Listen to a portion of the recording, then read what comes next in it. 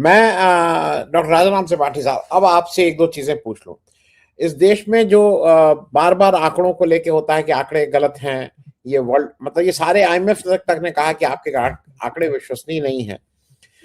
Doctor Arun Kumar की जैसे बात अभी संदीप जी करके गए हैं, उनके हवाले से उनका कहना यह है कि जो भी ग्रोथ इस देश में हो रही थोड़ी बहुत भी, अब वो 8 नहीं 3, वो कहते हैं 3-3.5% की ग्रोथ है, वो मुख्य रूप से एग्रीकल्चर सेक्टर की ही वजह से हो रही है।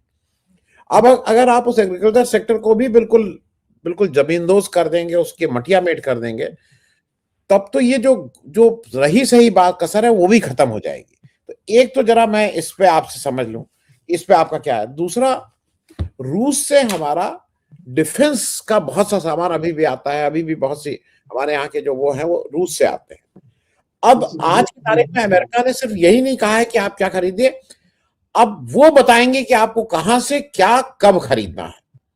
ये उन्होंने, और ये वो घुमा फिरा के नहीं कह रहा है, वो खुलेआम इसको मतलब भोपू लगा के बोल रहा है कि अब रशिया से बंद करो, वेनेजुएला से खरीदो, यहां से बंद करो ये खरीदो, इसको बंद करो ये खरीदो। तो ये भी जरा मैं आपसे एक चीज पूछ लूं कि इसके रिपरकशंस क्या हैं, और आप पूरी चीज को कैसे देख रहे हैं डॉक्टर साहब, क्योंकि आप डायरेक्टली इन सारी चीजों में इन्वॉल्व हैं, इसलिए आपसे जरा बताइए। आनंद जी, आपने 2-3 बहुत महत्वपूर्ण बिंदुओं पे उंगली रखी है। पहली बात तो मैं पिछले 15-20 सालों से कहते रहता हूं कि भारत में जो खेती के सरकारी आंकड़े हैं और जो नीतियां बनती हैं, ये झूठे आंकड़ों के पिरामिड के ऊपर बैठ के योजनाएं बनती है। अगर किसी जिले का बताऊं संक्षेप में कि एक जिले में आज से 25 साल पहले रिपोर्ट एग्रीकल्चर ने बनाई कि यहाँ 20,000 एकड़ में दलहन की खेती होती है। अगला अधिकारी आता है, वो 18 कर दे तो सवाल आ जाएगा कि भाई दलहन मुख्य फसल है, भारत में प्रोटीन वही देती है, तुमने रकबा कैसे कम हो गया।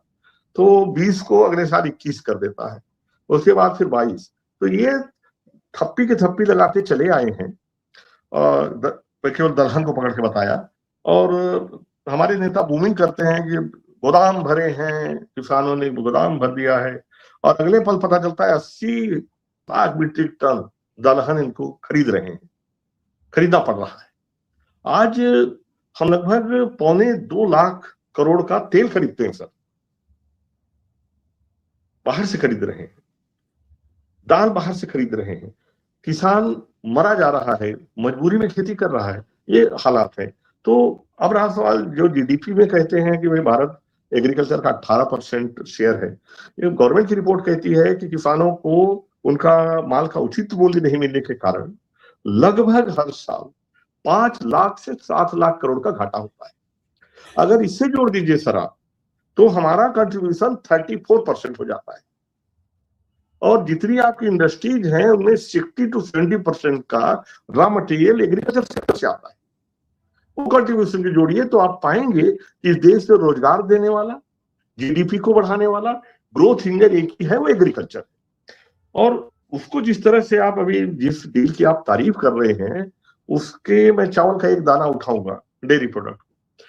हम पिछले कई सालों से आरईसीपी से बाहर हैं, जो रीजनल कॉम्प्रहेंसिव इकोनॉमिक पार्टनरशिप की जो योजना है, जिसमें चाइना और करीब 16 देश हैं। हम बार बार बचा रहे हैं अपने आप को, नहीं जा रहे हैं, क्योंकि डेयरी प्रोडक्ट अगर ओपन हो जाएंगे तो चाइना हमारे मार्केट को अभी भी काफी हद तक खा लिया है। स्किम्ड मिल्क जहां जहां चाइना से आया वो बहुत ही खतरनाक है। स्किम्ड मिल्क अमेरिका ने बैन किया हुआ है, मेलेनिन से बनता है, यूरिया से बना लेते हैं, बिना दूध के दूध पाउडर बनाते हैं सर, ये बहुत जहरीला है। वो अमेरिका ने प्रूव किया है, अपने यहाँ बैन किया है, हमारे यहाँ धड़ल्ला से आती रही।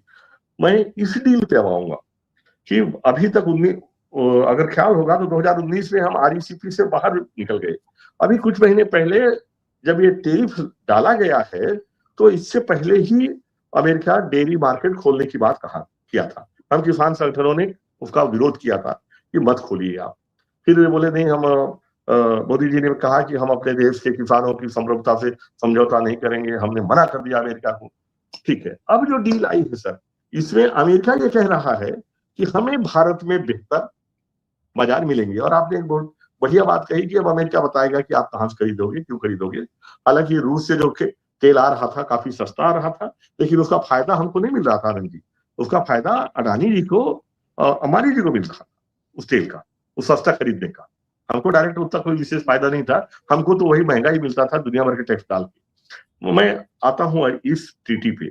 सर, अगर केवल 10% भी मिल्क प्रोडक्ट आया अमेरिका से, केवल 10% की बात कर रहा हूं मैं, तो उनके क्योंकि स्किम्ड मिल्क, टी प्रोडक्ट, हमारे यहाँ भी युवा जो हैं वे प्रोटीन खाते हैं बॉडी बनाने के लिए, इसको बहुत बड़ा मार्केट है। ये चीजें अगर आती हैं उनके सेक्टर में तो हाईली सब्सिडाइज है। अभी साहब एक बता रहे थे, बिल्कुल ठीक बोल रहे थे वो, शायद जस्टिस साहब बता रहे थे। तो हाईली सब्सिडाइज होने के कारण काफी सस्ती आएंगी, और अगर वो यहाँ पे 10% बाजार खोलते हैं तो हमारे यहाँ के असर 8 से 10 करोड़ परिवार डेयरी से सीधे सीधे जुड़े हुए, और उनमें भी 70% किसान ऐसे हैं दूध वाले जिनके पास 3 या 4 गाय हैं, और ऑलरेडी वो धंधा 20% लॉस पे चल रहा है।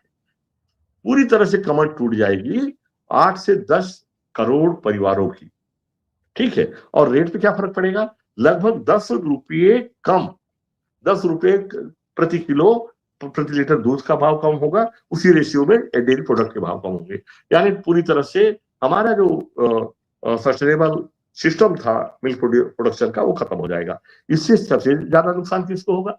जो सहकारी समिति जैसे अमूल है आपके यहाँ, ठीक है सर, अगर सस्ता मिल्क प्रोडक्ट आता है तो निजी क्षेत्र इस सस्ते के साथ मिलकर बाजार में अगर उतारेगी, तो जो कोऑपरेटिव सेक्टर है अभी तक सर्वाइव कर रहा था, अमूल जैसे जो संगठन है वो भारी खतरे में आए।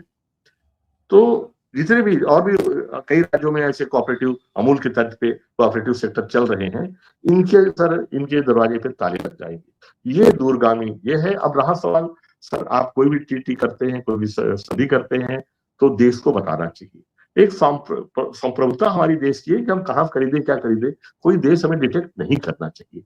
और यदि आप सौदा करके आए हैं, आप बताते हैं बड़ी अच्छी डील है, तो आप बताइए ना क्या क्या आप प्रोटेक्ट कर रहे हैं हमारे हित में, क्या खोल रहे हैं, ये बताएं आप, खुल के बताएं। ट्रांसपेरेंसी होनी चाहिए। क्यों नहीं बता रहे हैं? वहीं से लगता है कि दाल में कुछ काला है। जब आप खुल के बता नहीं रहे हैं तो वहां लगता है हाँ दाल में कुछ काला है। और इससे ग्रेट डील है, ऐतिहासिक डील है, ये मुलम्मे चढ़ाने से या जुमलों से बात नहीं बनती। बिजनेस में तो रुपए पैसे गिन के दिए जाते हैं, तौल के दिए जाते हैं। तो डील में भी कितने % खोला आपने, किन की चीजों के लिए खोला, क्या आएगा और क्या जाएगा, एक एक कंडिका क्लियर होती है सर। एक एक कंडिका, एक एक शब्द क्लियर होता है, एक एक कोड, एचएस कोड जो होते हैं वो क्लियर होते हैं, उसके बेस पे ट्रीटी होती है। It should be open like white paper. क्यों नहीं आप ओपन करते? हम किसान संगठन मांग करते हैं इसकी। मैं तो कल ही इस पे लिखूंगा, पीएमओ साहब को भी लिखूंगा कि वही ट्रीटी आप सार्वजनिक करिए। अब किसानों का हित इससे जुड़ा हुआ है, हमारे आने वाली पीढ़ियों का हित जुड़ा हुआ है, और बहुत अच्छी डील आप करके आए हैं, तो सो गुड, आपकी पीढ़ी तब आएंगे। लेकिन आप बताइए सही सर, ओपन फोरम में क्यों नहीं रख पा रहे हैं? ये दिक्कत है। पीयूष गोयल जी कह रहे हैं एग्रीकल्चर का सेक्टर का, अभी मेरे साथी ने सही कहा, एग्रीकल्चर सेक्टर की ट्रीटी है, तो ये एग्रीकल्चर सेक्टर को क्यों इन्वॉल्व नहीं करते? तो मेजर स्टेक होल्डर है उनको क्यों इन्वॉल्व नहीं करते? किसान संगठनों से पहले आप चर्चा क्यों नहीं करते? जिनका रोजी रोटी का सवाल जुड़ा है इससे, क्यों नहीं बात करते आप?